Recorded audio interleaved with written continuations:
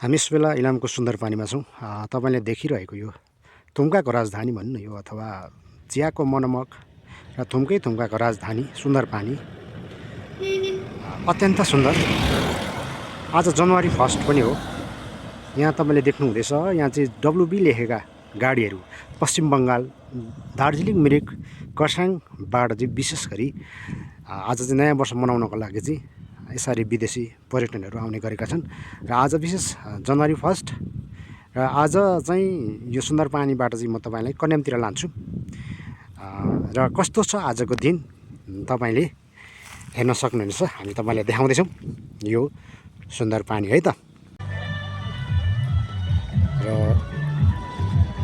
मौसम थोरै प्रतिकूल, आजको मौसम थोरै चिसो भन्नु, तैपनि उल्लेख्य मात्रामा पर्यटनहरू आउनु भएको छ।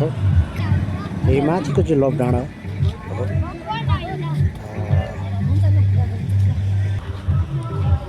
तपाईँ पनि कन्यामा आएर चाहिँ मजा लिनुहोस् है त।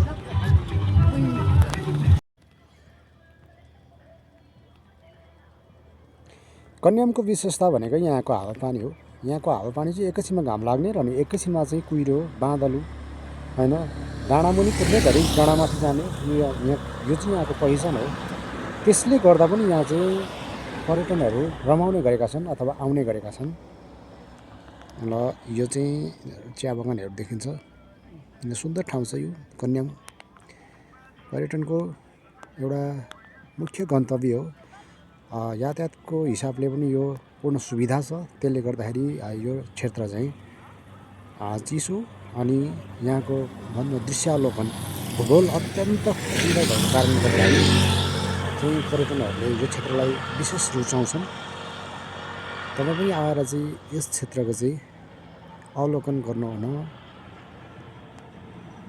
अनुरोध छ है त।